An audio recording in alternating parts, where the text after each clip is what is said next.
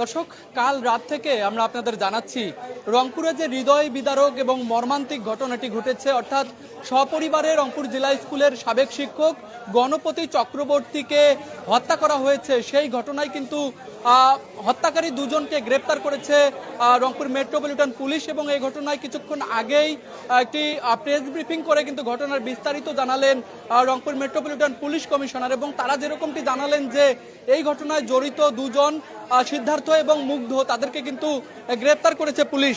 যদি আপনাদের একটু জানাই, সর্বশেষ আমরা যে তথ্যটি জানতে পেরেছি যে মাদকাসক্ত দুই যুবক সিদ্ধার্থ এবং মুগ্ধ, তারা কিন্তু এই যে গণপতি স্যার রয়েছেন, গণপতি স্যারের বাসার ছাদে কিন্তু ওই রাতে মাদক সেবন করছিল, ইয়াবা সেবন করছিল, এবং ইয়াবা সেবনরত অবস্থায় কিন্তু তাদেরকে দেখে ফেলে গণপতি স্যার, এবং তারপরেই কিন্তু তারা গণপতি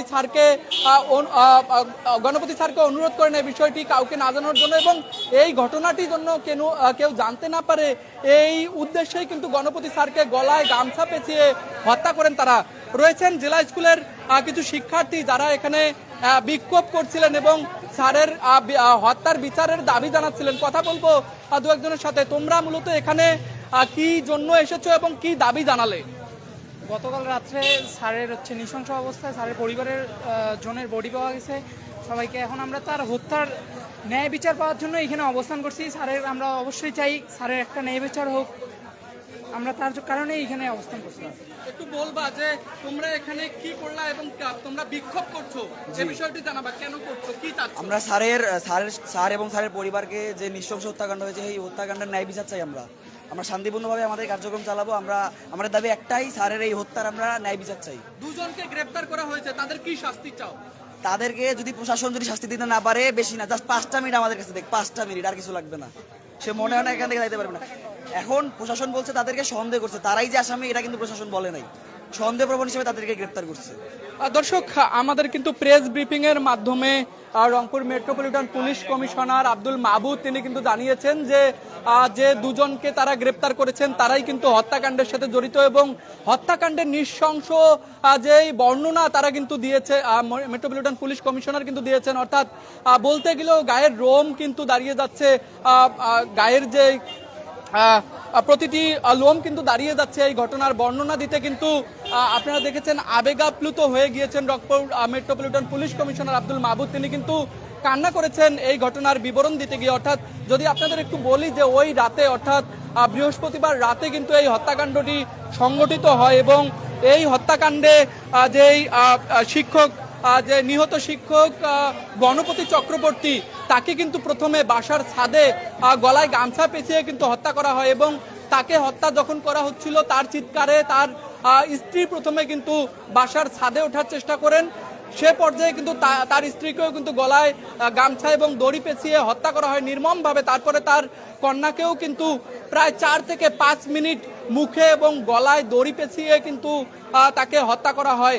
এরকমটি বর্ণনা করে জানালেন রংপুর মেট্রোপলিটন পুলিশ কমিশনার। সবশেষে যে নিষ্পাপ যে শিশু, রংপুর জেলা স্কুলের 5ম শ্রেণী পড়ুয়া যে প্রিয়ম রয়েছে, প্রিয়মকে কিন্তু ঘুমন্ত অবস্থায় বালিশ চাপা দিয়ে এবং গামছা পেঁচিয়ে কিন্তু তাকেও নির্মমভাবে হত্যা করে সিদ্ধার্থ, এবং অপর যে গ্রেপ্তার যে দুজন রয়েছে সিদ্ধার্থ এবং তারই যে আর এক আত্মীয় রয়েছে, তারা কিন্তু এই ইয়াবা সেবনরত অবস্থায় ধরা পড়ার পরেই কিন্তু তারা এই হত্যাকাণ্ডটি চালায়। পুলিশ আমাদেরকে আরও জানিয়েছে প্রেস ব্রিফিংয়ে, তারা কিন্তু মাদকসেবী, নিয়মিত মাদক সেবন করত।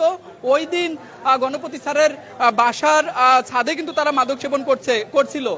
যদি আপনাদের আরো একটু তথ্য দেই, যেরকমটি প্রেস ব্রিফিং এ আমরা জানতে পেরেছি যে এই যে হত্যাকাণ্ডটি, নির্মম হত্যাকাণ্ডটি সংগঠিত করার পরে কিন্তু হত্যাকারীরা ওই বাসায় কিন্তু খেজুর খেয়েছিল, ওই বাসায় তারা ফ্রিজ থেকে বের করে শশা খায়, গোসল করে, এবং এই যে নির্মম হত্যাকাণ্ডটি সেটি কিন্তু সংগঠিত করে তারা কিন্তু রাত্রিটি সেখানেই কাটায়, এবং পরের দিন কিন্তু তারা বের হয়ে যায়। এই নির্মম হত্যাকাণ্ডে কিন্তু ইতিমধ্যেই এই ঘটনাটি টক অফ দ্য টাউনে পরিণত হয়েছে, এবং এই যে ঘটনাটি ঘটেছে এটির কিন্তু সুষ্ঠু বিচার দাবি করছে রংপুর জেলা স্কুলের শিক্ষার্থী, সাবেক শিক্ষার্থী সহ শুরু করে যারা শিক্ষকরা রয়েছেন, এখানে জেলা স্কুলের শিক্ষার্থীরা রয়েছেন, আপনারা দেখতে পাচ্ছেন। যদি এখানে উপস্থিত একজনের সাথে কথা বলার চেষ্টা করি, এই যে ঘটনাটি, এই ঘটনাটি সম্পর্কে কি বলবেন? এবং দুজনকে গ্রেপ্তার করা হয়েছে, তারা ঘটনার সঙ্গে তারা এই হত্যাকাণ্ডটি ঘটিয়েছেন, সিদ্ধার্থ এবং মুগ্ধ।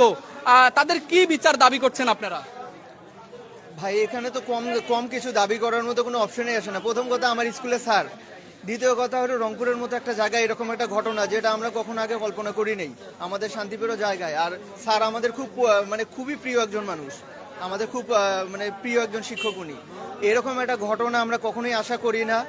আর এমন কিছু শাস্তি হওয়া উচিত দৃষ্টান্তমূলক, যাতে ভবিষ্যতে এরকম ঘটনা ঘটানোর আগে মানুষজন যেন আর এই ধরনের লোকজন যেন চিন্তা করে আরেকবার ভাবে, কয়েকবার ভাবে যেন কিছু করার সিদ্ধান্তটা নেওয়া চিন্তা করে, যেন এগুলো না আসে। এরকম একটা দৃষ্টান্তমূলক শাস্তি হওয়া উচিত।